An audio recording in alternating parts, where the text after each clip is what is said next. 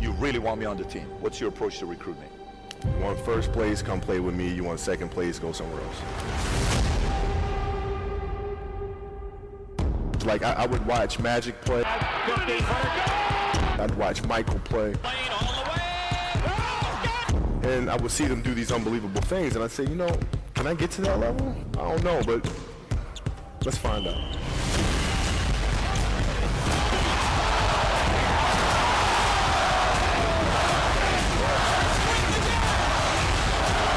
That's why he's the best player in the game. Everything was done to try to learn how to become a better basketball player. Everything. Everything. And so when you have that point of view, then literally the world becomes your library to help you to become better at your craft. So because you know what you want, the world's giving you exactly the information you need to become better at it. Because you know what you're looking for. So many guys tell stories about your work ethic. Yeah. What was really your work ethic like, and for how long did you stay disciplined? Well, I mean, every day. I mean, since 20 years. I mean, it was an everyday process in trying to figure out strengths and weaknesses. For example, jumping ability. Man, my vertical was a 40, it wasn't a 46 or a 45. My hands are big, but they're not massive, right? So you got to figure out ways to strengthen them so your hands are strong enough to be able to palm a ball and do the things that you need to do. Quickness, I was quick, but not insanely quick. I was fast, but not ridiculously fast, right? So I had to rely on skill a lot more. I had to rely on angles a lot more. I had to study the game a lot more. And but I enjoyed it though. So like from the time I can remember when I started watching the game, I studied the game, and it just never changed. It's a good separation for me, emotionally, to be able to put myself in a place where at practice or when I'm training or during games, I switch my mind to something else. I switch my mode into something else, right? For me, it's the equivalent of Maximus Decimus Meridius in Gladiator picking up the dirt, smelling the dirt. It's go time, right? So that was my mental switch. It was like an actor getting ready for a film. You got to put yourself in that cage. When you're in that cage, you are that character. And then when you leave there, it's something completely different. But when I'm in that cage, bro, don't touch me, don't talk to me. Just leave me alone. How did you get mentally and emotionally so strong where it doesn't bother you? Well, you got to look at the reality of the situation. Like for me, it's not, you kind of got to get over yourself. Like, it's not about you, man. Like, okay, you feel embarrassed. You're not that important. Like, get over yourself. That's where you go. Get over yourself. Right? Like you're worried about how people may perceive you, and like you're walking around and it's embarrassing because you shot 5 air balls. Get over yourself, right? And then after that, it's okay, well, why did those air balls happen? Got it. High school, year before, we played 35 games, max, right? Week in between, spaced out, plenty of time to rest. In the NBA, it's back to back to back to back to back to back to back. I didn't have the legs. So you look at the shot, every shot was online. Every shot was online, but every shot was short, right? I gotta get stronger. I gotta train differently. The weight training program that I'm doing, I gotta tailor it for an 82-game season so that when the playoffs come around, my legs are stronger and that ball gets there. So I look at it with rationale and say, okay, well, the reason why I shot air balls is because my legs aren't there. I go, well, next year they'll be there. That was it. Done. Were there some names that you looked at and says, these 3 guys are as crazy as I am? I do. At the time, I deal with what I've referred to as Goat Mountain. I went to Goat Mountain, and I talked to Magic, Michael, Bird, Hakeem Olajuwon, Jerry West, Oscar Robinson, Bill Russell. So I would talk to them. What did you do? What were your experiences? Michael in particular, he's become my big brother. He's been my big brother since I first came in the league. And what was that process like? So I went to them and started understanding the ins and outs of the game and how they approach things and their level of detail and obsessiveness, and that's what I did. The players that had that passion but weren't willing to commit their entire lives to doing that, right? It's a choice, right? You have other things. You have family. You have all these other things that you have to do. The game can't really be your #1 priority. And so I was looking at that like, man, this is going to be fun.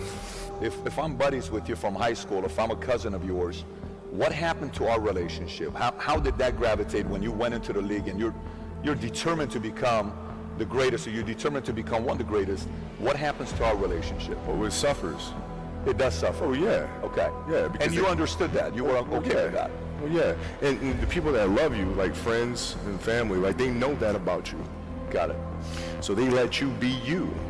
And when you reconvene, you pick back up where you left off. Mm-hmm. But make no mistake about it, everything in between is lost, right? So those long-term relationships, the commitment of time of, taking vacation. Like I see a lot of players take vacations with other players that are close friends. And they'll just take vacations just to take vacations, or just hang out, just to hang out. Like I never did that. Why not though? Why didn't you do that? Well, because when I retire, I didn't want to have to say, I wish I would have done more. I don't want that. I don't want that. You got a lot of people paying their hard-earned money to come watch you perform. Perform. It's your job to be in shape. It's your job to be strong enough to perform at that level every single night. And as a competitor, I'm not ducking shit. Like, it's not, oh my God, my back hurts, I'm sore, we got to play Vince Carter and Toronto Raptors tonight. We actually had this happen. We had a game against Toronto in 2000, and Vince was tearing the league up. My back was jacked. But like the perception of that, like what? Kobe's missing the game against Toronto and Vince Carter because my back was really spasming. But people will be like, what? Oh, he's ducking Vince. Excuse me? No, I don't think so. So I would be in the layup line like, okay, there's a lot of days where you can rest and recover. Today ain't one of them. Your back can bother you any other day. That ain't bothering me today. He gonna have to see me today. Yeah. Oh man. Yeah. If you're looking at big investments you got to make, what is the decision-making process there? Do you call? Is there first you do your own research? You take this much time. You call an advisor. Is there a system you follow? It's pretty simple for me. It's do you understand the business? Is it a business that you can help in some form or fashion? What are the barriers of entry to that business? And then the entrepreneurs themselves, the company itself, right? Do they have a culture that you believe is sustainable? Are these leaders people that you believe in? Are they people that are obsessives? And in turn, have they created a culture of obsessiveness? So I tend to look at those 4 factors, and that's it. That's big right there, by the way. I don't know if you guys caught that right there. That's pretty massive right there. Same determination. What's your current work schedule look like today? It's different because I personally am not writing every word of the novels. I am not animating the films. What I have to do now is make sure that the people that we bring in, these obsessives that we bring in, are challenging themselves to do the best job that they think they can do. That's what I'm there for, is for them to constantly look in the mirror and self-assess and challenge themselves. If we have a project and you're saying, okay, I can do that, that's not the project we want. The projects that say, I don't know if I can animate that. I don't know how to write that story. I don't know how to do that. Those are the things we want, because through that curiosity, you'll reach a level that you didn't think was possible. And so running the studio, that's what I'm doing.